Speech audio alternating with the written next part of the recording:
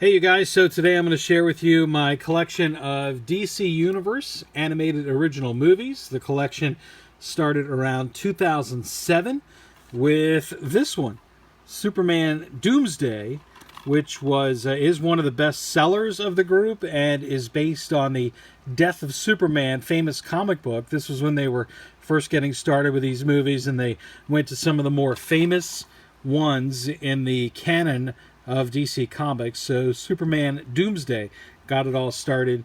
I believe it was in 2007 they started doing this.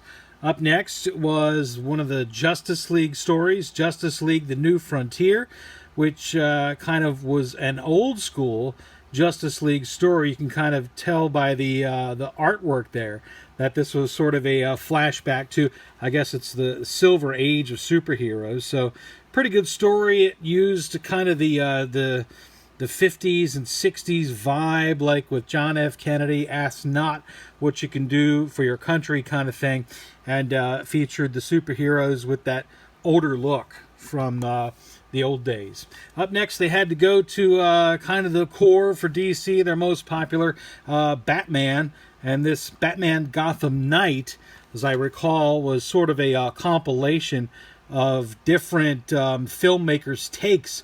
Actually, I see here 6 spellbinding chapters chronicling Batman's transition from novice crime fighter to the Dark Knight.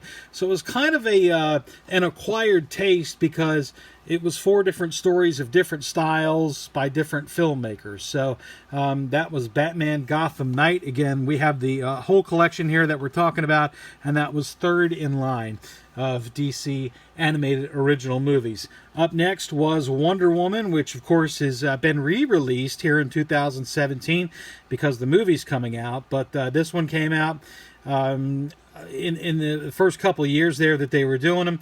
Wonder Woman, the animated original movie that kind of had Wonder Woman's origin story, and not one of the best sellers, surprisingly, but they did re-release it, and hopefully it's gaining new popularity this year.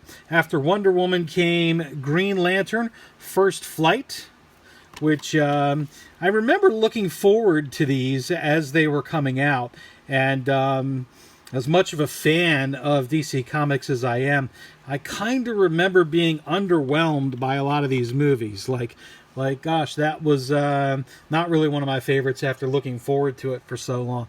After Green Lantern, this one I kind of did think was cool because I can remember reading the Superman Batman comic book of Public Enemies, and I remember what I liked about it was that it kind of featured a lot of the other superheroes along with Superman and Batman. So that goes right back to an adaptation of a comic book story where it was the Superman Batman, they were together in the comic, and after just a couple of years it seemed like they were out with the animated movie. Then they went back to Justice League. This is Justice League Crisis on Two Earths. Again, went back to sort of one of the old comic book tales, one of the Crisis stories, and I think some of these guys were the either the villains, I think it was, from one of the alternate Earths. So that kind of story. And then back to Batman for Batman Under the Red Hood, which is one of the famous Batman stories, for a 2-disc special edition I have there. And you'll see that that one also featured a short on Jonah Hex. And a lot of these did, when they first started doing them, they would have a short story on one of the other heroes. I know they did Green Arrow, which I would like to see a Green Arrow movie, but they did do a Green Arrow short on one of these. And then there was another one that came from the pages of Superman Batman, Superman Apocalypse, which had a obviously dark side story there to it. And I think Supergirl was in one of these as well. And again, this was one that I liked. I was a fan of the Superman Batman comic, and Superman Batman Apocalypse was a pretty cool one. Another one of the famous, kind of, I guess, critically acclaimed books that came out, All-Star Superman. It wasn't long after the book that hit the animated movie circuit, and as you can see, this is when I at least sort of started transitioning to Blu-rays. So All-Star Superman I remember I had the comic books and thought the movie was okay. All-Star Superman there. And then they went to Green Lantern again, Green Lantern Emerald Knights. I think this was getting close to the time that the Ryan Reynolds movie came out, so Green Lantern was kind of hot, and you could see Sinestro, Kilowog there, and a lot of the other favorites from the Green Lantern stable of characters there. Green Lantern Emerald Knights. Batman Year One is after that. Seems like every other one of these is kind of a Batman. Batman is strong as far as the sales go, and the stories as well. So it's kind of their go-to, I guess, to do it. And he has so many great stories. So they have a bunch of Batman selections in this collection of DC movies. My favorite is Justice League stories, and I was really excited, and I kind of liked this one. Justice League Doom was next in the lineup. As I recall on this one, Batman, this is one of those things where Batman has compiled the information about how to defeat all the other members of the Justice League, and then some of the bad guys, I think, steal that information. Pretty cool story there. That's what Doom, as I recall, that's what Doom is about. Superman versus the Elite came next in the lineup, and I'll admit, some of these I don't even think I've gotten around to watching yet. I don't think I've seen Superman versus the Elite, and not really a story that if I have seen it, it's not really one that I remember very well. So again, I do have the whole collection, but I've got a young guy at home and haven't had time to get around to watching them all. This, however, I think is one of the best that they did. Batman: The Dark Knight Returns. This is the deluxe edition. Initially, these were released as Batman: The Dark Knight Returns Part 1 and 2. They were released separately, and I kind of waited around for a while. Eventually they did do a deluxe edition, as you see, that featured both of them together in one long movie. So I kind of didn't want to pay the I knew that they were going to put them together into a combined version, and I didn't want to pay the separate price and everything and buy two of them. So eventually, sure enough, they came out with a special edition, and that's the one I recommend picking up if you're kind of just starting or whatever.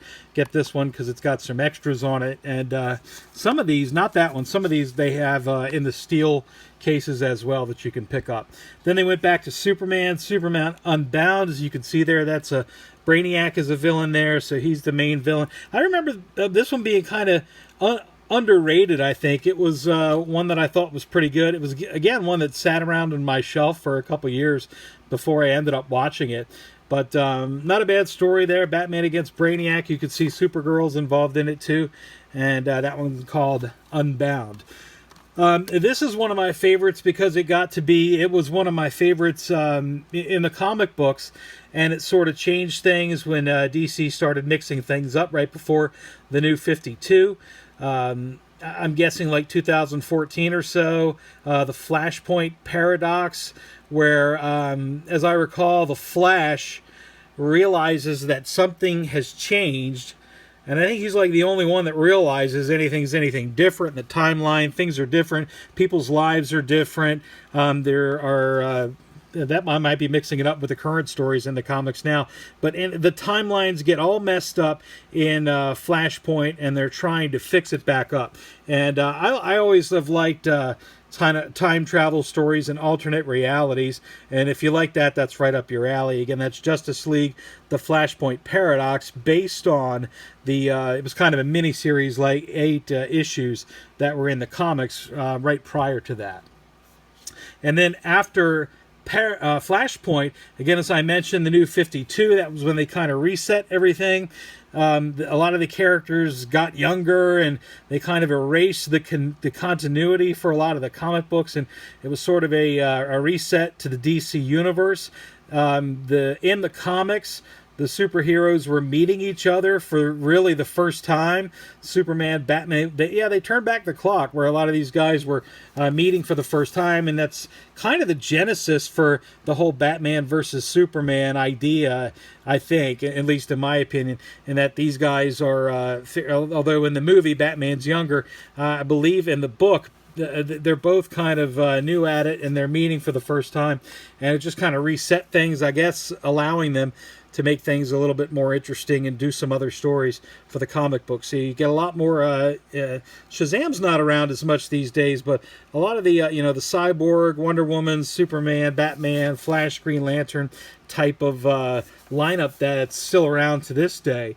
Was kind of started there, and then they sort of started I guess the continuity that they're following in a lot of these movies started with maybe Flashpoint, and then War, and then Son of Batman is a story about Damian, Batman's son, with Ra's al Ghul and Talia al Ghul, and that sort of starts a continuity in the.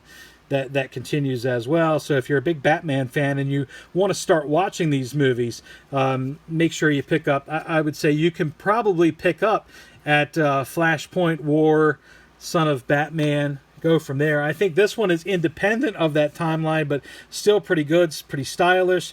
Features, as you can see, Suicide Squad with Deadshot there, Harley Quinn, and Batman, and it's a kind of a cool, stylish side story, not part of that main continuity that they're creating with the movies, but Batman Assault on Arkham. I think that had a tie-in to one of the Batman video games as well. So again, that's one that you could skip if you're just following the continuity, but pretty cool, so you could check it out. Another one that I liked because it followed the comic book stories, and it was kind of Aquaman doesn't get a lot of love, but he did in Throne of Atlantis, kind of an Aquaman-centered story with the Justice League, and again, straight out of the New 52 comics. That's Mira, Aquaman's girlfriend, wife, what have you. So check that one out, Throne of Atlantis. And then continuing that Batman storyline, Batman versus Robin. That's Damian as Robin. And I think actually in the continuity where I am, that's the one I'm watching right now. So I don't know that I've seen that one. And that's a pretty popular story in the Batman timeline, Court of Owls. So that's part of that movie as well, Batman versus Robin. So again, we're going right in order with the DC Universe original movies. And we're up to another one that I have not seen. This is Justice League Gods and Monsters, as I understand it. This is sort of another one that's in on an alternate Earth, an alternate reality, what have you. So it's sort of different versions of Superman, Batman, and Wonder Woman. And you can see the characters as we know them in the background. But in this story, in this alternate universe, there they are. So that's kind of another side story that you'll be able to check out. I don't think, and this was probably the last one that I bought because I wasn't very interested in it. I wanted to make sure I had them all to do this video. So I made sure I got it. You can get it pretty cheap from Amazon. And if you want to have the full collection, it's got to be there. Justice League Gods and Monsters. I've heard this one is pretty good. Haven't seen this one. Batman Bad Blood. It's a continuation of that Batman storyline with Damian, and also, of course, Dick Grayson, Nightwing. You've got Batman and Batwoman, I guess that is. And I'm not even sure who's up here. Maybe another Bruce Wayne shot there. But I've heard that's good. My son got to this one, as you can see, but I've heard this is a pretty good one as it continues the continuity in the current movies. Then they went to Justice League versus Teen Titans. Cannot give you a review of that one because I'm a couple movies behind here, but this is just a 2016 or so, I think it was, that this one came out. And how can you resist the Justice League and the Teen Titans, who are very cool in the comics right now, and of course Cyborg in the Justice League. So it's got some very familiar characters here. Kind of have to have that in your collection. This is the first R-rated of the DC Universe original movies, Batman the Killing Joke, based on a famous Batman story, graphic novel of the same name. Joker, obviously the main villain there. Now, this one I do have the steel box. That's pretty cool. So that comes in the special packaging. And again, this one's R-rated. There's not anything. I think I don't want to say it was a publicity stunt, but I think it was a little bit odd that it was rated R. There's a couple of scenes in there that make it maybe a little borderline. I'm not going to do any spoilers or anything like that, but if you know the story, then you know might have a guess as what I'm talking about. But rated R, so it's not for kids. A little bit of violence and stuff like that, but definitely one of the better ones. I would give that a thumbs up, no doubt about it. I would also give a thumbs up to, this is, I guess, one of the most recent ones. Just came out early 2017, Justice League Dark. So you've got Batman and Constantine, Deadman, Swamp Thing, Zatanna all involved in this one. And what's cool about it, and one of the things that made me want to get it, in addition to having it for you on this video, was that it's got, there are scenes with the regular Justice League. So, I mean, you get looks at, like, Hawkman, John Stewart, Green Lantern is in a scene.